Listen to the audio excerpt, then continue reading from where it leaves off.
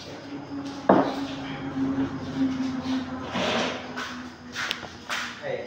ang gabi, magtulog ko sa mga karon about sa kaning unsa pagit ang naa sa soils. Soils? Sa imo ya, sa imong basic knowledge unsa man ang soils? Soils, yuta? Yuta. Para lang ko ang soil ay mabukuan na nga ng general ng interview mo na nang makakita niya o ang inaumban na makita na sa palibot mo na siya. Pero kung igutan po nato sa agriculture, ang yuta kasi yun na samaan ng mga naglan kayo sila mga ginaklasify ng mga klase ng yuta sa mga tambok, sa mga fertilizer, wala na akong baliwan na. Pero mara na akong ibalan na mana sa soil para sa ito. Sakto na ya, pero naikulang. So, ang atong topic for today is unveiling the secrets beneath our feet, an introduction to soil science.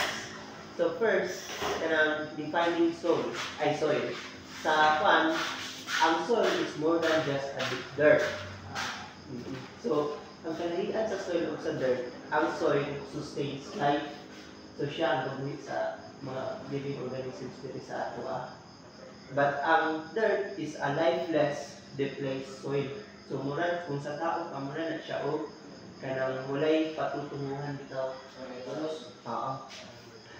Very close. So ang dynamic natural, soil is a dynamic natural body. So soil is a living system. Kung sa mga pag-ingon nga dira taga-interact ang mga living organisms. So naay key components ang soil. It is the mineral matter, organic matter, and the soil water, and the soil air. So, ang mineral water is mineral matter. Mo siya ang mga kanang sa yuta nga minerals which is gina-absorb sa plants. The organic matter is kanang mga plants na nangamatay, or kanang mga animals na paano namatay. Then diyan na sila sa thin layer sa yuta ng 0.5 centimeters lang na kabaga sa yuta. Then,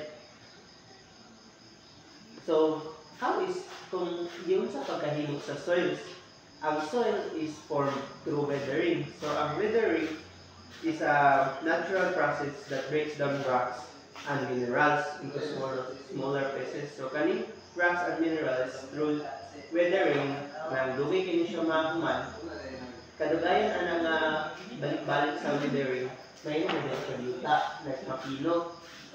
So, naay physical properties ang soil. Iyang texture, like the proportions of sand, salt, and clay. Muna siya ang na-define sa fill and sa drainage. So, sa structure, soil particles group into forms like granular or blocky. So, ma-feel mo na siya pag imong hawiran niya. Mo na siya ginatawag na fill method. Tapos, it can also be, isa pa sa properties is the porosity, which is, kanang mo na siya mga spaces between particles na ga-allow sa air and water to move freely.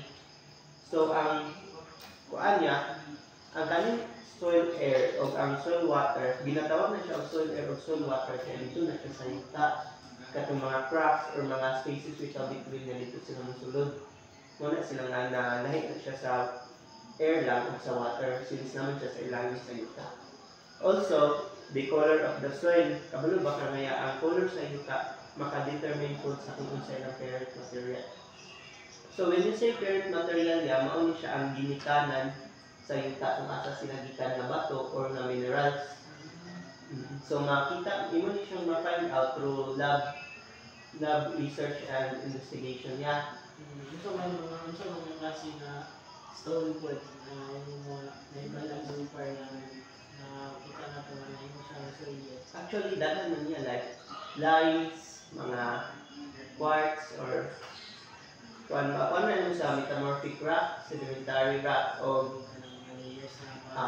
nga mga kung nga siya like through weathering process, mahimo siyang soil. So, halos sa, except at mga gamit na kaya ng minerals siya, makuan dito siya, may yuta. So, about this sa weathering, na ay tulo ka klase sa weathering. The first one is physical weathering. Muna siya ang break sa rock into smaller pieces without changing the chemical ang ilahang composition.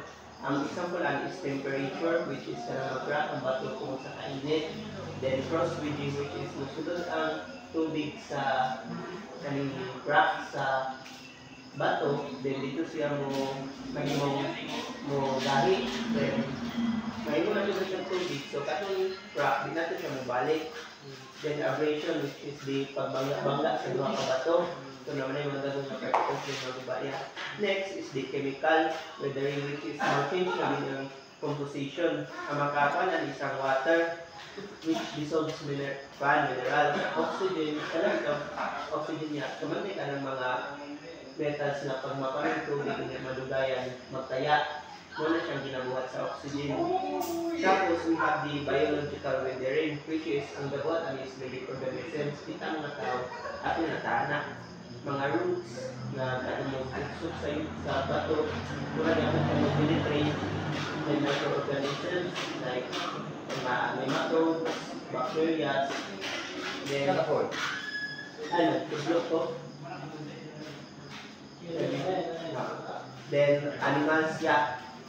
So, next is the chemical properties, the invisible interaction. So, kabalo ba kaya nga maibawan nato kung acidic ba ang yuta and kaning kwansya like kanang dili ko siya acidic through a plant na called mononuclear flower.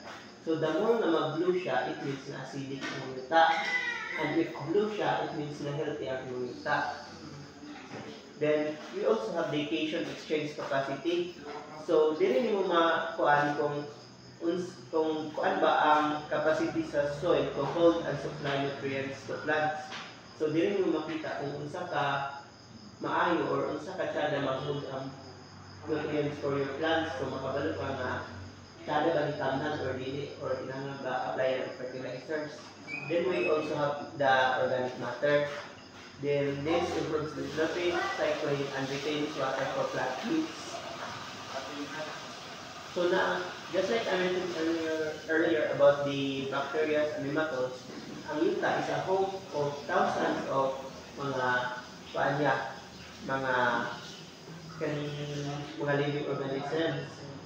We have the bacteria and fungi which decompose organic matter and phytonutrients.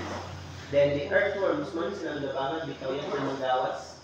Then silang gakuan sa soil, air, and soil water since mabangan man ang yuta. Then nematodes which release nutrients by feeding on soil organisms. Then we have the mycorrhizae. It's a symbiotic content that boosts plant nutrient absorption. So the coexist sila tanan niya in order for the soil to makakuan siya nutrients to the plant, which is for food consumption.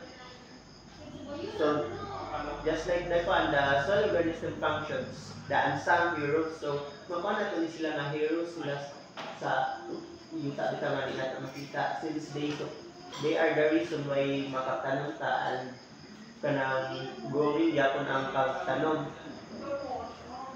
Then we have the decomposition, the carbon sequestration, stores carbon, helping mitigate climate change impacts. Then we have the nutrient cycling, so gina-ensure niya nga continuous din ang pagkuha sa nutrient. Then we have the disease suppression, so gina-protektahan po sa yuta and sa mga living organisms na manikayan dito ang harmful na mga pathogens. Since we have bacteria and mga living organisms na napuntahan sa diya yung kauri na dili maayo. So, mo to siya ang naa sa soils. Thank you, ya. Salamat po. Ah. Mama nila